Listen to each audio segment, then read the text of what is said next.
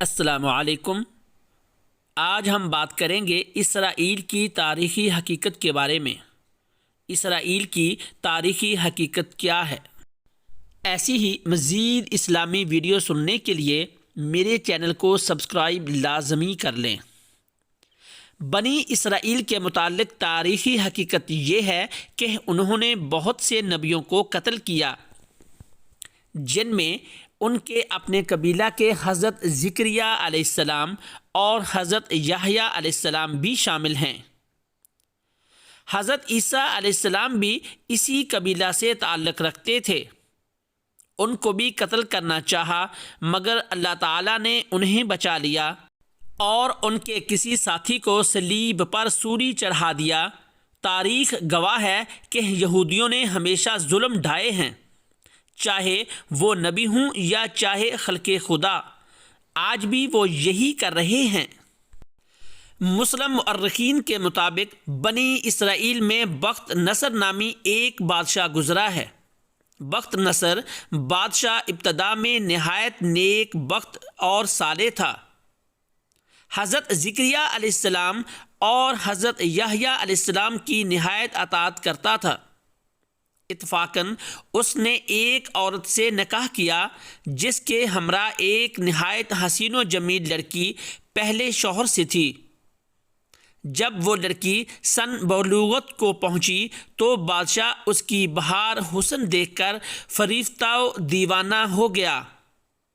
اس کی ماں کو پیغام دیا، وہ بہت خوش ہوئی، مگر دل میں یہ اندیشہ پیدا ہوا کہ بادشاہ پیغمبروں کا مطیع فرمان ہے اور ایسا نکاح اللہ کے پیغمبروں کی شریعت کے خلاف ہے، وہ کیوں اس کام کی اجازت دیں گے؟ اس لیے بادشاہ سے کہا، تم اس کا حق مہر ادا نہ کر سکو گے۔ بادشاہ نے دریافت کیا کہ حق مہر کتنا ہے؟ جو کچھ کہو گی میں دے دوں گا۔ بعض مفسرین کے مطابق اس عورت نے یہ کہا کہ میں تو اپنی بیٹی دینے کو تیار ہوں، مگر حضرت یحییٰ علیہ السلام نہیں مانتے۔ وہ فرماتے ہیں کہ یہ رشتہ اپنی سگی بیٹی کی طرح حرام ہے۔ عورت نے کہا، اس کا حق مہر تمہارے دونوں پیغمبروں کا سر ہے، اگر تم یہ حق مہر ادا کر دو تو لڑکی حاضر ہے، ورنہ اس کا نام بھی مت لو۔ بادشاہ کہنے لگا، یہ پیغمبر ہمارے دشمن نہیں ہیں بلکہ ہمارے خیرخواہ ہیں اور ہمارے لیے دعا گو ہیں۔ ان کو بے جرم قتل کرنا ظلم عظیم ہے۔ اس کے علاوہ جو مانگو، جو حق مہر مجھے منظور ہے۔ عورت نے کہا، اس کے علاوہ اور کوئی حق مہر نہیں۔ بادشاہ نے ہوائے نفسانی سے مغلوب ہو کر فوج کو حکم دیا کہ دونوں بے گناہوں کا سر کاٹ لاؤ۔ عین حکم سپاہیوں نے پہلے حضرت یحییٰ علیہ السلام کو بیت المقدس میں شہید کیا۔ روایات میں یہ بھی ہے کہ بادشاہ نے حضرت یحییٰ علیہ السلام کو دربار میں طلب کر کے پوچھا تو حضرت یحییٰ علیہ السلام نے جواب دیا کہ جس طرح تیری سگی بیٹی تجھ پہ حرام ہے، اسی طرح تیری بیوی کی لڑکی بھی تجھ پہ حرام ہے۔ بادشاہ کو غصہ آیا تو اس نے غصے میں حضرت یحییٰ علیہ السلام کو شہید کر دیا۔ شہادت کے بعد بھی آپ کے سر مبارک سے یہی آواز آتی رہی کہ یہ لڑکی تجھ پہ حرام ہے، حرام ہے۔ تو حضرت زکریا علیہ السلام یہ منظر دیکھ کر جنگل کی طرف بھاگ نکلے۔ فوج پیچھے ہوئی اور شیطان نے رہنمائی کی۔ جب سپاہیوں نے آ دبایا اور گھیر لیا تو حضرت زکریا علیہ السلام نے ایک درخت سے التجا کی، مجھے اس وقت اپنے اندر پناہ دے۔ تو درخت حکم خداوندی سے پھٹ گیا اور آپ علیہ السلام اس میں سما گئے اور پھر بند ہو گیا، لیکن قدرے کپڑا باہر رہ گیا۔ فوج متحیر ہوئی کہ کہاں غائب ہو گئے۔ شیطان نے نشان دیا کہ اس درخت کے اندر ہیں اور یہ کپڑا ان کے موجود ہونے کی علامت ہے۔ پھر شیطان نے آرا کی ترکیب بتلائی۔ درخت چیرا گیا۔ جب آرا کی نوبت سر پر پہنچی تو حضرت زکریا علیہ السلام نے سسکی بھری۔ حکم الہی نازل ہوا جس کا مفہوم یہ ہے، اگر اف کرو گے تو پیغمبری سے خارج کر دیے جاؤ گے۔ تم نے غیر سے کیوں پناہ مانگی؟ اگر ہم سے التجا کرتے تو کیا ہم پناہ نہیں دے سکتے تھے؟ اب اس کا مزہ چکھو اور چپ سر پر آرا چلنے دو۔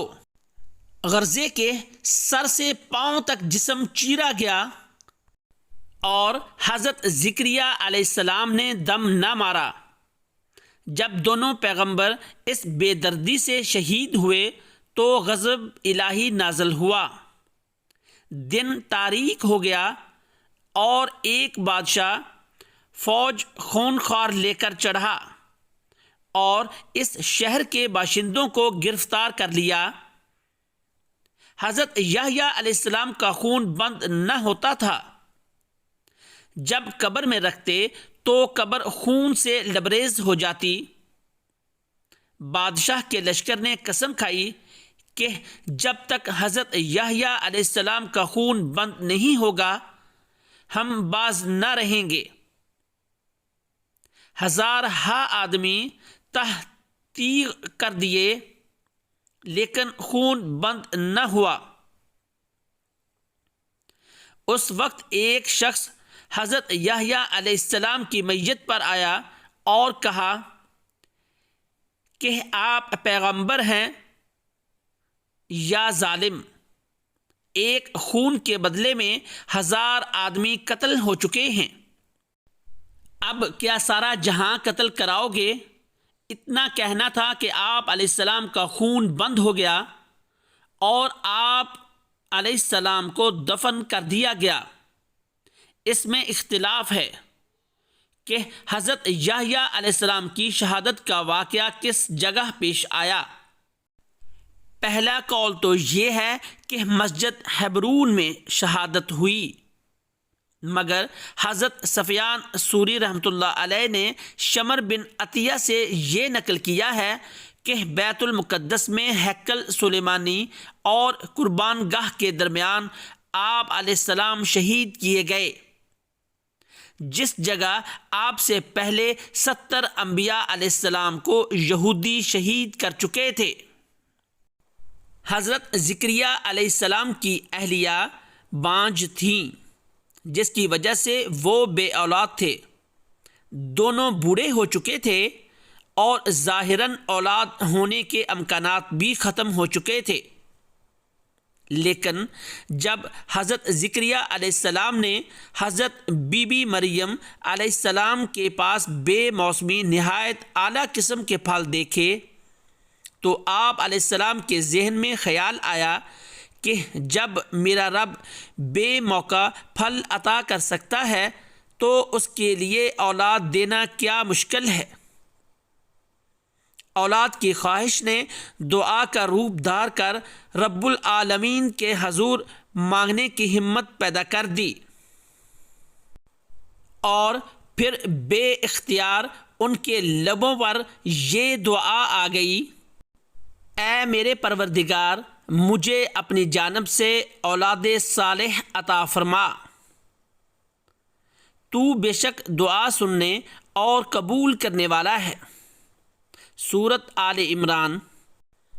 اللہ رب العزت نے اپنے محبوب نبی حضرت زکریا علیہ السلام کی اس دعا کو قبول فرما لیا اور فرشتوں کو حکم دیا کہ فوری جاؤ اور میرے نیک بندے زکریا علیہ السلام کو بیٹے کی بشارت دے دو۔